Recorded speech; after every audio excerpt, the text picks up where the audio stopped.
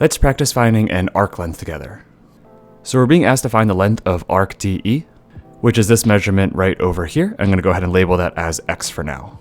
Keep in mind that this length of arc is just really part of the circumference, and I'm going to go ahead and use ratios and proportions to go ahead and solve this. So to start, I'm going to find the circumference of the full circle. The circumference is really just 2 times pi times the radius. If you go ahead and take a look at the radius here, the radius is going to be 2. That's from here to here. So let's go ahead and substitute that in. That's going to be 2 times pi times 2. So the circumference, or all the way around the circle, is going to be 4 pi. So whatever our arc length is over here, this is going to be part of this 4 pi. So it definitely has to be less than half of that, it looks like. Well, we're on the topic of talking about a full circle or going all the way around like the circumference. We also want to know that all the way around a circle is going to be 360 degrees. That's a full circle, but in radians, this is the same thing as 2 pi. Now that we've done a little background to understand the full circle, let's take a look at just what we're looking for, which is going to be part of the circle. So notice what the central angle that they're giving us is. It's this 7 pi over 8. So this is going to be in radians, right? So we know our central angle is going to be the 7 pi over 8. We can either solve this in radians or think about it in degrees as well. If it's more helpful for you to see this in degrees, let's go ahead and just multiply it by the equivalent of saying 180 over pi. 180 over pi is just the same thing as 1, since 180 is the same thing as pi. If you go ahead and convert this, you're going to see that this is going to be 157.5 degrees.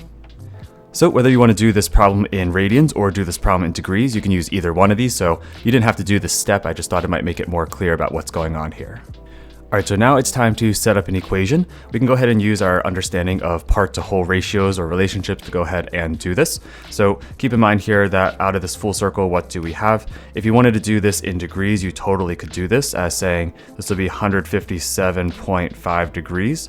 Out of what? Well, the full circle we know is going to be 360 degrees. So this would be our ratio that you could set up. Another way you could go ahead and set this up is if you wanted to do it in radians, you could say this would be 7 pi over 8. That's the same thing as 157.5 degrees. But what's a full circle all the way around? Well, a full circle we know is going to be 2 pi. Again, we said earlier that 360 and 2 pi are the same thing. But what are we going to do for this particular arc length? Well, to set this up, we can say, well, a full circle all the way around is going to be the circumference, which is going to be 4 pi. And what are we looking for? Well, we're looking for this arc length, which is part of that, which is opening up from the central angle of 157.5 degrees, or the 7 pi over 8. And so what we're going to do is let's going to call that X. So at this point, it's really up to you. You can go ahead and use this ratio over here with this ratio to solve for X if you want to do it in degrees, or you can go ahead and do it in radians and then go ahead and find out the arc length as well. From here, I'll go ahead and solve it in 2 different ways. First in degrees, if you're more comfortable with that, and then in radians, if you're more comfortable with that. You can always convert it at the end to either units that you'd like to as well. So if we go ahead and solve it in degrees, this would be the equation you would have. You would just go ahead and use the cross products here. If you go ahead and use the cross products, that would say 360 multiplied by X is going to be equal to 4 pi times the 157.5. And we would end up getting 630 pi. And then if we go ahead and divide both sides by 360 to isolate this X, I believe we're going to end up with 7 over 4 pi.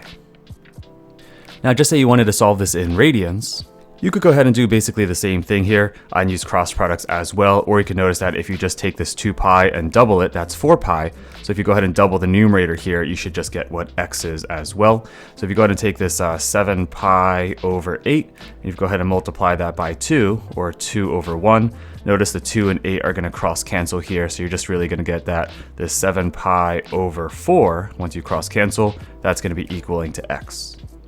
So using the equation on the left, you would get 7/4 pi. Or if you're okay just doing this thing in radians, you can see you get the same answer. Hopefully you found this video helpful. If you did, please consider giving the video a thumbs up and sharing with a classmate or friend who might also find it helpful. And as always, keep up the great work that you're already doing.